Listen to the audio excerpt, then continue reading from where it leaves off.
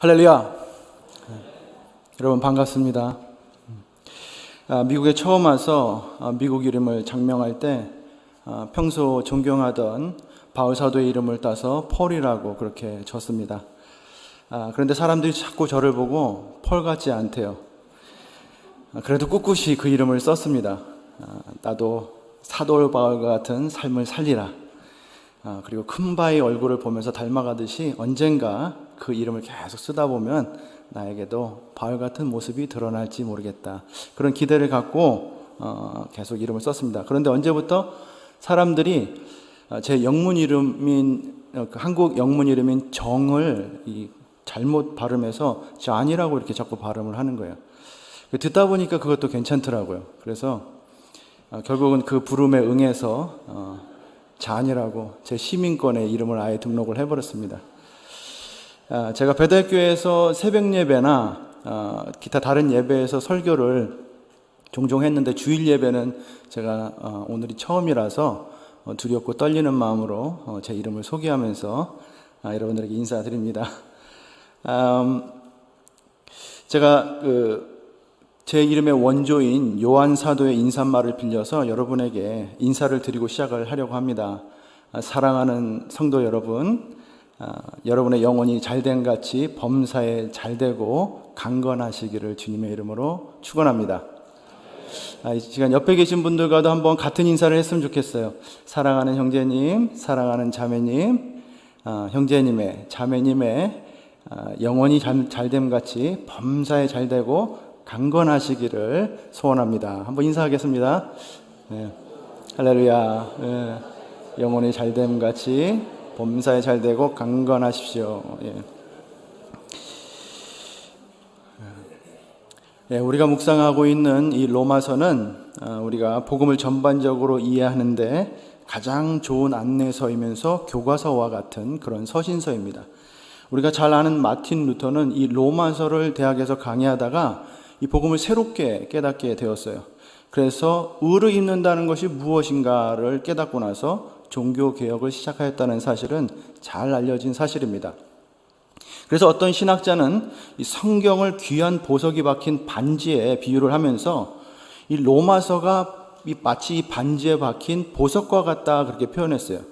그리고 그 보석 중에서 가장 영롱하게 빛나는 그 부분이 오늘 우리가 묵상한 8장의 말씀이라고 그렇게 이야기하였습니다. 바울 사도는 앞에 1장, 로마서 1장 15절에서도 밝힌 것처럼 로마에 있는 모든 성도들에게 복음을 전하고자 하는 열망을 가지고 쓴 서신입니다. 마음은 당장이라도 달려가고 싶지만 이런저런 사정과 형편 때문에 달려가지 못하고 글로써 먼저 복음을 소개하려는 거예요.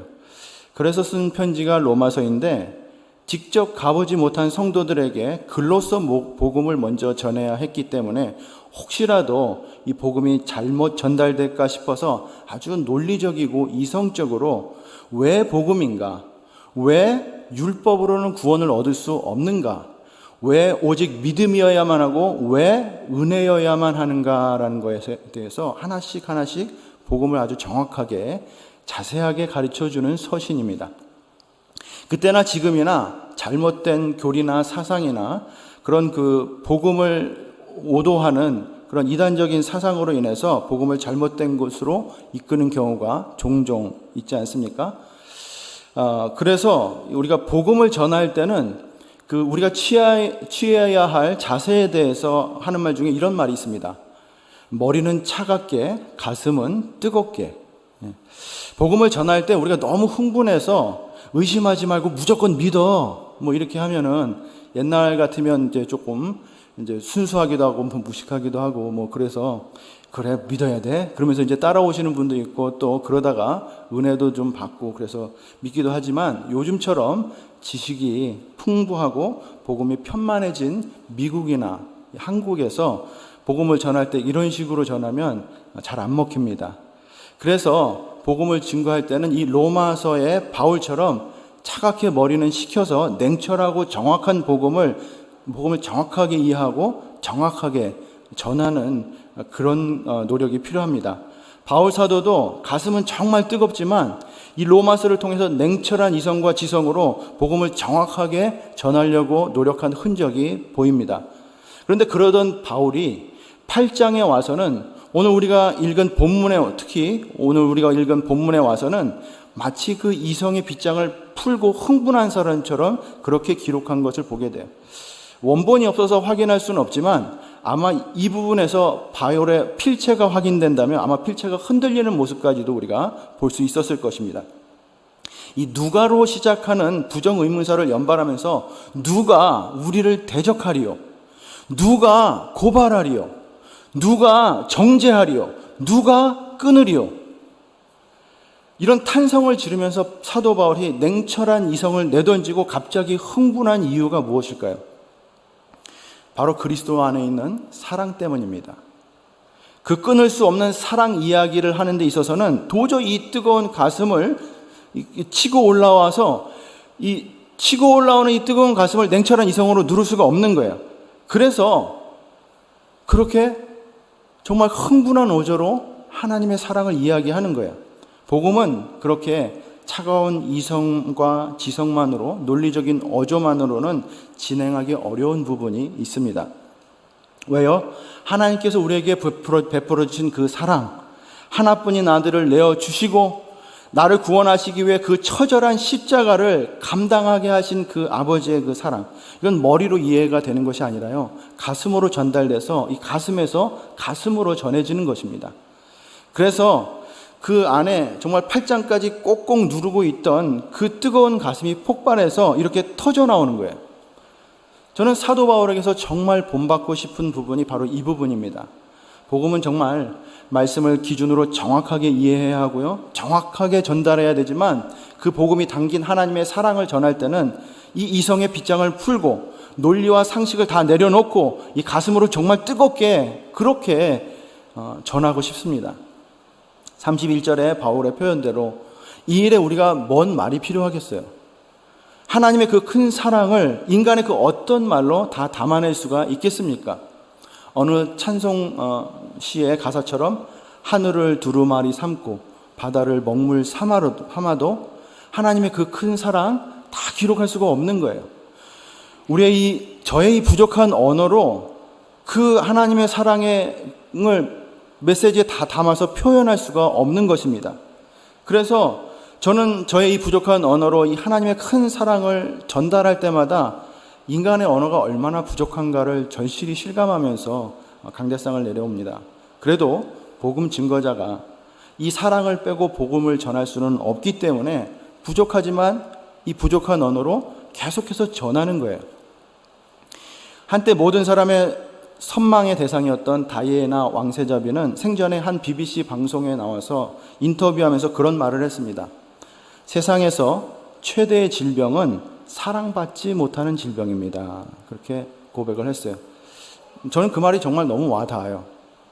사랑받지 못하는 사람은 병자입니다. 사랑받지 못하는 자녀, 병자예요. 여러분, 영국이 어떤 나라입니까? 그 나라는 기독교가 국교인 나라예요.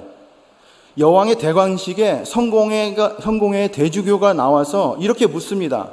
당신은 최선을 다해 하나님의 율법과 복음의 참된 고백을 유지하시겠습니까? 이렇게 질문해요. 그러면 여왕이 네, 그렇게 하겠습니다 라고 대답을 하고 왕관을 쓰는 그런 나라가 바로 영국입니다. 그런데 그런 나라에서 가슴으로 이 하나님의 사랑을 제대로 전해줄 수 있는 단 한 사람이 없어서 참사랑에 목말라 하다가 인간의 헛된 사랑만 쫓다가 만인의 여인처럼 추상받다가 사랑받지 못하는 병자처럼 앓게 되고 결국은 비운의 죽음을 맞이하게 된 것입니다. 사랑하는 성도 여러분, 저는 우리 주변에 그런 사람들이 없기를 주님의 이름으로 간절히 축원합니다. 삶은 너무 풍요롭지만, 물질적으로 가진 것은 많을지 모르지만 참된 사랑이 뭔지 깨닫지도 못하고 정말 하나님의 그 큰 사랑을 바로 곁에 두고도 지나치다가 사랑을 받지 못하는 질병을 앓는 사람처럼 허무하게 가는 영혼이 단 한 명도 없기를 간절히 소원합니다. 39절에 보면 이렇게 말합니다. 우리를 우리 주 그리스도 예수 안에 있는 하나님의 사랑에서 끊을 수 없으리라. 이 표현대로 우리 주 예수 그리스도 안에는 그 안에 있는 하나님의 사랑은 끊을 수 없는 사랑입니다. 우리 중 그 누구도 그 사랑에서 끊어질 수 없음을 믿으시기 바랍니다. 그래서 오늘 본문의 말씀을 중심으로 이 끊을 수 없는 사랑에 대해서 몇 가지 살펴보기 원합니다. 첫 번째로 하나님의 사랑이 끊어질 수 없는 이유는 무엇인가 하는 거예요. 왜 하나님의 사랑은 끊어질 수가 없는가? 하나님의 사랑이 끊어질 수 없는 이유 중 가장 근본적인 이유는요, 하나님의 신실함 때문입니다. 그분은 회전하는 그림자도 없고 변치 않는 분이시니까 그분이 주시는 그분의 사랑은 변치 않는 사랑입니다. 그런데 그분의 신실함에도, 변치 않는 그분의 사랑에도 끊어진 백성들이 있습니다. 그들이 누굽니까? 바로 이스라엘 백성들이죠. 바울은 9장에서 이 부분에 대해서 너무나 안타까워해요. 자기 사랑하는 동족인 이스라엘이 그 영광스러운 언약들과 율법과 예배와 약속들을 다 가지고 누렸음에도 불구하고 하나님의 사랑에서 떠나간 그 사실을 이야기하면서 다시 한번 너무 안타까운 심정을 드러냅니다. 그 냉철한 이성이 다시 한번 무너지는 거예요. 그러면서 이렇게 말합니다. 내가 나의 형제 곧 골육의 친척을 위해서라면 내 자신이 저주를 받아서 그리스도에게서 끊어질지라도 그들을 구원하기 원한다. 그런 간절한 마음을 표현하는 모습을 보게 됩니다. 그들이 하나님의 사랑에서 끊어진 이유는 무엇입니까? 바로 행위의 법인 율법을 쫓아갔기 때문입니다. 자기의 의지로 하나님을 한번 사랑해 보려고 하다가 실패하고 하나님의 사랑에서 떨어져 나간 것입니다. 우리가 인간적인 노력으로 하나님의 법을 지켜서 구원을 얻는다는 것은 정말 어려운 일이에요. 내 의지와 정신력만 가지고 하나님의 말씀대로 살아보겠다. 이건 정말 말도 안 되게 어려운 일입니다. 어느 정도 어렵냐면 지금까지 인류 역사상에서 자기 힘과 노력만으로 말씀을 지켜서 하나님을 만족시키고 구원받은 사람은 단 한 사람도 없었습니다. 그 정도로 어렵습니다. 사실 세상의 모든 종교는 구도자로서 다 자기만의 구원론이 있어요. 그런데 이 구원에 대해서 굉장히 어렵게 설명하는 것이 공통점입니다. 힌두교의 경전 중에 우파니샤드라는 경전이 있습니다. 유대교로 말하면 탈무드와 같은 그런 경전인데요. 힌두교의 모든 철학 사상을 다 모아놓은 경전입니다. 그 경전의 구원에 대해서 이렇게 설명합니다. 날카로운 면도날은 밟고 가기 어렵나니 현자가 이르기를 구원을 얻는 길 또한 이같이 어려우니라. 불교에서도 해탈은 이루기가 거의 불가능에 가깝습니다. 구원이라는 것은 사람이 하려고 하면 마치 칼날위를 걷는 것처럼 너무나 아슬아슬하고 위험하고 힘든 정말 노력과 끝없는 정성이 들어가도 정말 될까 말까. 그래서 하나님의 사랑을 얻는다는 것이 굉장히 힘들게 느껴집니다. 그런데 이렇게 힘든 구원과 하나님의 마음을 얻는 방법을 하나님께서 아주 쉽게 만들어 주셨어요. 어떻게 했나요? 사람의 노력이 아닌 하나님의 방법으로 이루어 주신 거예요. 그분의 하나뿐인 아들을 내어 주심으로써 율법의 모든 요구를 만족시키신 것입니다. 32절에 보니까 자기 아들을 아끼지 아니하시고 우리 모든 사람을 위하여 내어 주시니가 어찌 그 아들과 함께 모든 것을 우리에게 주시지 아니하겠느냐 이렇게 말씀하십니다. 하나님은 우리 같은 죄인들을 위해서 하나뿐인 아들을 내어 주신 분이에요. 그리고 그 아들에게 우리의 모든 죄를 담당하게 하시고 십자가에 못을 박았습니다. 그런 말이 있습니다. 자식은 부모를 땅에 묻지만 부모는 자식을 가슴에 묻는다. 부모를 먼저 보낸 사람은요, 무덤에 묻고 가끔 찾아가 보고 가끔 생각하지만 자식을 먼저 보낸 부모는요, 자식을 가슴에 묻고 항상 생각을 합니다. 맛있는 음식을 앞에 두고도요, 차마 입에 대지 못하고 자식 생각을 해요. 좋은 옷을 두고도요, 차마 입지 못하고 자식 생각을 해요. 운전을 하다가도 생각이 나고요. 집안을 돌다가 문득 코너에 자식의 자취가 보일 때마다 멈춰 서는 거예요. 항상 잠시도 그 먼저 간 자식을 생각하지 않을 수 없는 거예요. 하나님은 하나뿐인 아들 예수 그리스도를 내어주시고 우리를 모두를 품에 안으셨습니다. 그래서 그분은 내어준 아들을 잊을 수 없듯이 우리를 잊을 수 없고 우리에게 주신 사랑을 끊을 수도 없는 것입니다. 더 기가 막힌 사실은요, 그 죽은 아들이 다시 부활해서 첫 열매로 하나님 우편에 앉아 계시면서 간구를 한다는 사실이에요. 바로 예수 그리스도의 중보를 말하는데요, 34절에 보면 이렇게 기록합니다. 누가 정죄하리요? 죽으실 뿐 아니라 다시 살아나신 이는 그리스도 예수시니 그는 하나님의 우편에 계신 자요 우리를 위하여 간구하시는 자시니라.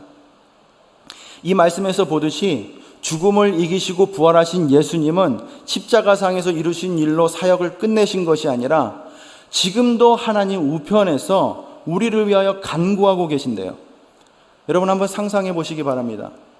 예수님께서 십자가에 달려 돌아가실 때 양손에 못이 박혔어요.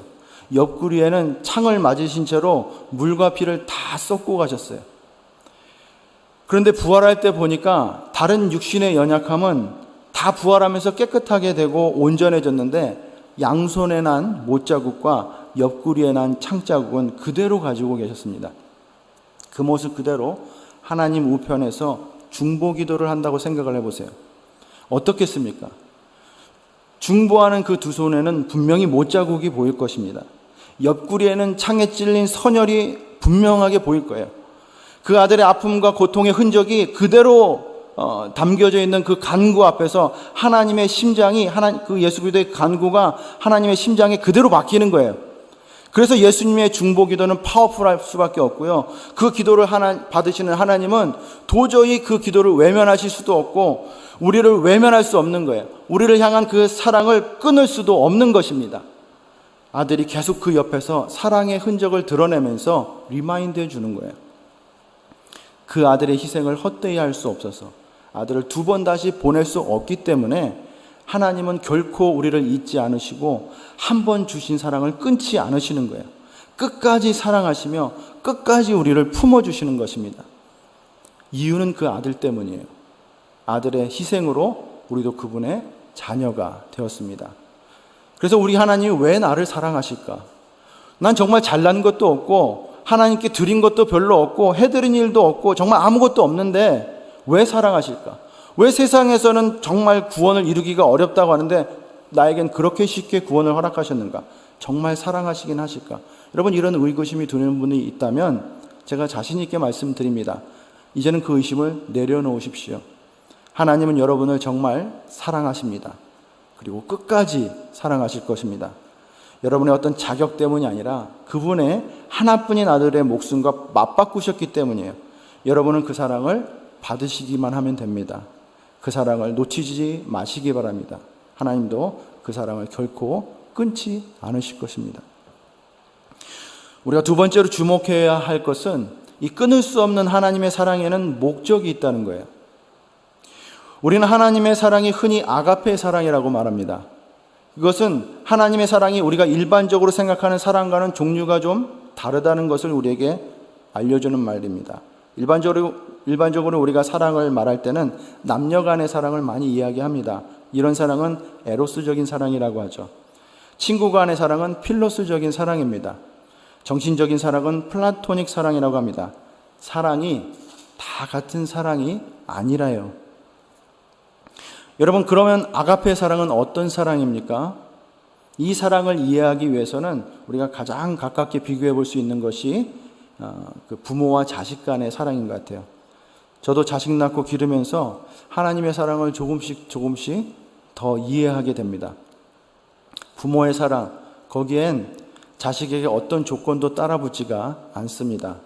그 자식이 잘났건 못났건, 사지가 멀쩡하든 팔이 하나 부족하든, 머리가 명석하든 둔하든, 부족하면 부족할수록 그냥 더 안타깝고 더 마음이 가는 게 그게 부모의 마음이잖아요. 그리고 그 사랑엔 한계가 없어요. 남녀 간의 사랑이나 친구 간의 사랑은요, 서로가 서로에게 주고받을 수 있어야 한다는 조건이 따라붙습니다. 그러나 부모와 자식 간에는 그런 조건이 성립되지 않아요. 자식이 부모를 사랑하지 않아도 부모는 자식을 여전히 사랑합니다. 하나님의 사랑도 이와 같습니다. 아무 조건이나 자격이 없어요. 우리가 그분을 사랑하기도 전에 우리가 아직 죄인 되었을 때 그분이 우리를 사랑해 주신 거예요. 그런데 이런 부모의 사랑과 아가페의 사랑이 가장 가깝긴 하지만 똑같지는 않아요. 부모는 자식이 잘 되기를 바라지만 그게 사랑의 목적은 아니에요. 부모의 사랑은 목적이 없어요. 그래서 맹목적인 사랑이라고 하지 않습니까? 그러나 하나님께서 주시는 이 아가페의 사랑은 맹목적인 사랑은 아니에요. 목적이 있습니다. 오늘 보면 31절에 이렇게 시작에 우리에게 이렇게 말씀하시죠. 그런즉 이 일에 대하여 우리가 무슨 말하리요? 여기서 말하는 이 일은 무엇인가? 넓게는 앞에 로마서 1장에서 시작해서 지금까지 쭉 설명해 온 복음에 관한 메시지를 말합니다. 그러나 좁게는 바로 앞에 있는 30절의 내용을 말해요. 30절에 보니까 이렇게 기록되어 있어요. 또 미리 정하신 그들을 또한 부르시고 부르신 그들을 또한 의롭다 하시고 의롭다 하신 그들을 또한 영화롭게 하셨느니라. 하나님께서 우리를 부르시는 그 과정을 보니까 거기에는 일정한 방향과 목적이 있어요. 그냥 무작위하게 그냥 끌고 가시는 것이 아니라 일정한 방향이 있고 목적이 있다는 거예요. 창세전부터 우리가 모태에서 나오기도 전에 하나님께서 나를 작정하고 부르신 목적이 있대요. 결국 하나님께서 우리를 부르신 최종 목적지는 우리를 의롭게 하심으로 말미암아 영화롭게 하시는 데까지 있습니다.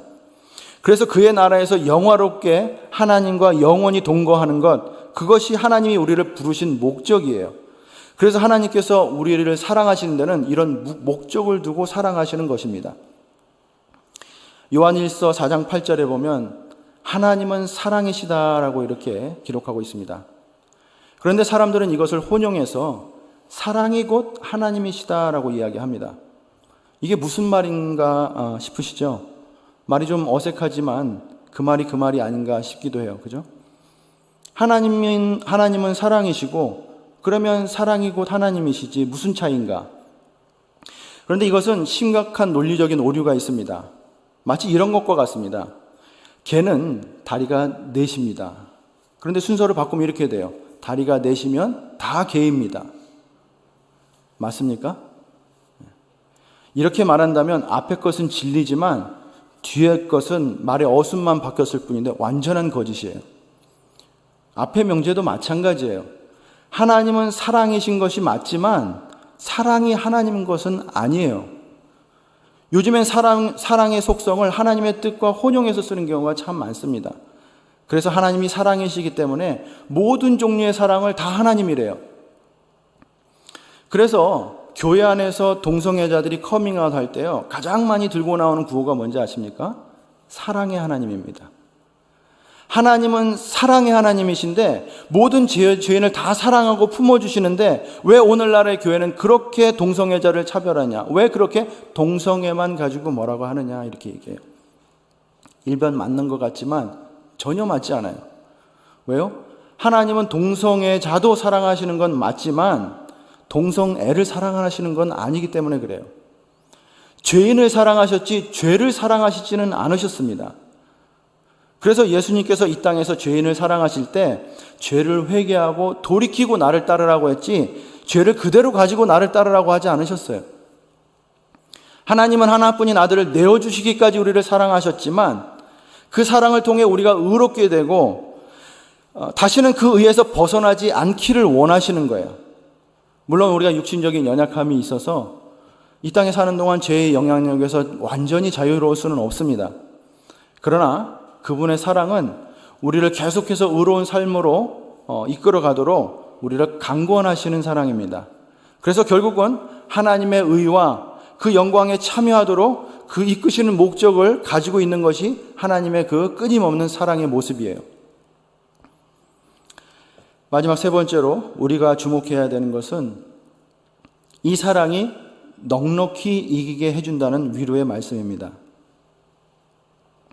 37절에 보니까 그러나 이 모든 일에 우리를 사랑하시는 이로 말미암아 우리가 넉넉히 이기느니라 그랬어요. 넉넉히 이기느니라.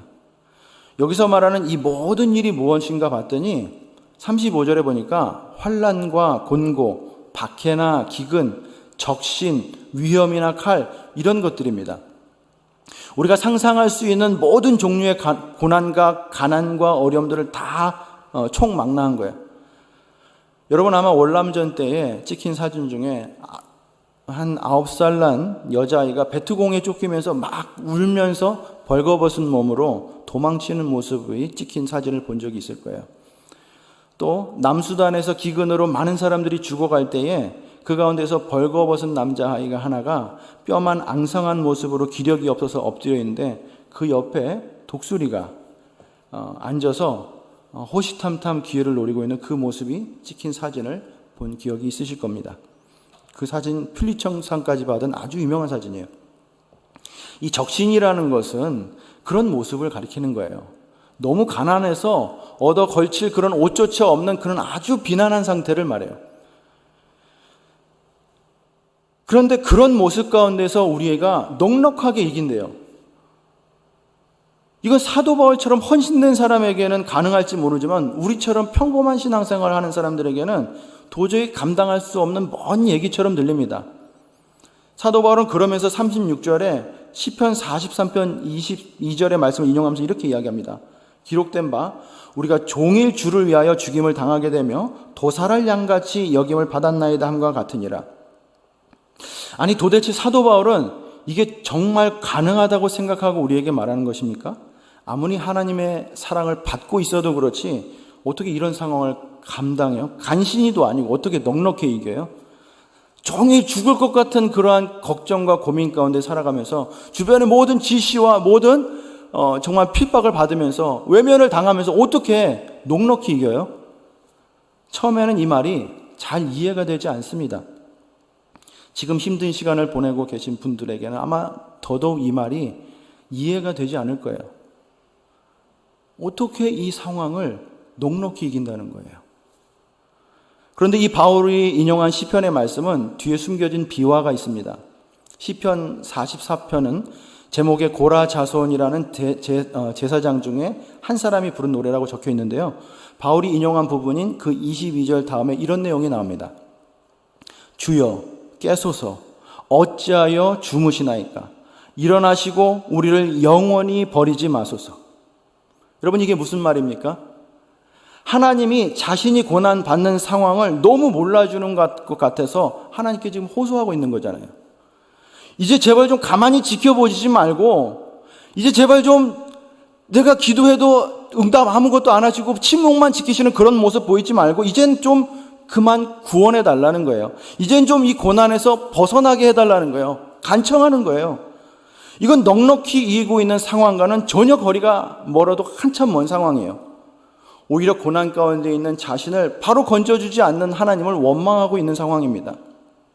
그런데도 사도 바울은 그 시편 기자의 탄식을 들면서 우리가 넉넉히 이긴다고 얘기해요. 여기서 사도 바울이 넉넉히 이긴다고 하는 것은 내가 처한 상황에 대해서 초인처럼 아니면 슈퍼히어로처럼 반응할 수 있다는 뜻이 아니에요. 뭐 이 정도야 뭐. 남들은 다 죽을 것 같은데 나는 괜찮아. 하나님 사랑하시니까. 이런 뜻이 아니에요. 오히려 지금 이 고난 속에서 우리는 지금 굉장히 괴로워하고 있는 거예요. 그로 인해서 하나님께 원망 섞인 탄식도 할 수도 있는 거예요. 그러나 결국은 우리를 사랑하시는 하나님의 도우심으로 말미암아 결국은 충분히 극복해낼 것이라는 이야기입니다. 미래적인 사건이죠. 비록 당장은 아닐지 모르겠지만 넉넉히 이긴다는 표현의 헬라어는 후포 니코멘으로 앞으로 앞에 이제 후퍼라는 접두어가 붙어 있습니다. 영어로는 over 혹은 우리가 잘 아는 하이퍼라는 뜻을 가진 접두사입니다. 그러니까 오버컴 한다는 뜻이에요. 지금은 힘들지만 우리를 끊임없이 사랑하시는 그 하나님의 사랑으로 극복하게 된다는 이야기입니다. 아니 그 이상으로 이겨낼 수도 있다라는 이야기예요. 지난 수요일도 말씀드렸지만 고난의 이유와 뜻은 뒤에 있지 않습니다. 앞에 있어요. 여러분 뒤에서 내가 지은 어떤 죄와 실수 때문에 그것 때문에 내가 이런 고난을 당하고 있지 않은가, 그런 뒤에서 한 어떤 것 때문에 고난의 이유를 자꾸 찾으면 도저히 그 고난의 이유를 여러분 설명할 수가 없어요. 물론 그 고난이 내가 과거에 했던 어떤 실수 때문에 초래될 수도 있어요. 그러나 하나님은 그 고난을 바라보면서 그래, 네가 힘들지? 그때 네가 뭔 짓을 했는지 한번 생각해봐라. 이렇게 물으시지 않는다는 거예요. 고난의 이유와 목적은 앞에 있습니다. 고난 이후에 우리에게 주어질 위로와 안식, 그 비교할 수 없는 그 영광이 지금 내 앞에 기다리고 있다는 거예요. 그것이 내가 지금 고난을 당하고 있는 이유인 거예요. 지금은 비록 사업에 실패하고 가난에 빠져 있지만, 마약하는 자식 때문에 가슴이 찢어지는 그런 아픔을 겪고 있지만, 심지어 사랑하는 이를 먼저 보내고 무덤 앞에서 통곡하고 있을지 모르겠지만, 결국은 그 모든 것을 이기고 우리의 모든 눈물을 씻기시는 그 하나님 앞에 그 하나님의 사랑을 고백하고 감사하는 때가 반드시 올 것이라는 거예요. 실제로도 우리 주변에는 그런 어려운 순간들을 믿음과 하나님께서 보여주신 사랑을 통해서 잘 견뎌내고 계신 분들이 있어요. 옆에서 보기엔 너무나 힘든 순간을 보내고 있는데 그 안에서 은혜를 만나고 있어요. 너무나 정말 그 옆에서 보기만 해도 힘들어서 정말 근처도 가기 싫은데 그 가운데서 하나님이 주신 사랑을 만나고 있다고 얘기해요. 얼마 전에도 소개한 적이 있는데요. 여러분이 잘 아시는 릭 워런 목사님, 목적을 이끄는 삶으로 우리에게 많은 감동을 주셨던 목사님 아시죠? 이 아들이 만성 우울증을 앓고 있는 아들이 있었습니다. 그런데 어느 날 이 아들이 연락이 안 돼서 찾아가 봤더니 자살을 한 거예요. 아니, 다른 사람도 아니고 목사의 아들이 자살을 했대요. 어떻게 이럴 수가 있습니까? 싸늘하게 식어서 들려나오는 그 아들의 죽음을 바라보면서 이 부부가 부둥켜 안고 통곡을 했어요. 한참 통곡을 하고 있는데 아내 목에 걸려있는 목걸이에 그 문구가 눈에 들어오더랍니다. 그 목걸이에 문구가 있는데 보니까 이렇게 써 있더래요. Choose joy. 기쁨을 선택하라. 그래서 하도 기가 막혀서 하나님께 물었답니다. 하나님, 이런 때에 어떻게 기쁨을 선택할 수 있겠습니까? 어떻게 이 상황에서 기쁨을 선택하라고 하십니까? 그게 내가 고난이 직접 찾아오기 전에는 장식품처럼 목에 달고 다닐 수 있었어요. 그렇게 하라고 가르치기도 했어요. 그런데 막상 그 상황에 닥치니까 말이 안 되는 거예요. 어떻게 그 순간에 기쁨을 선택할 수가 있어요? 그런데 그 사건이 일어나고 시간이 지나면서 슬픔을 간신히 추스리고 있는데 릭 워런 목사님 가정 앞으로 수많은 편지들이 배달되기 시작하더랍니다. 열어보니까 같은 어려움을 겪고 있는 그런 어려움을 당한 사람들로부터 날라온 위로의 편지였어요.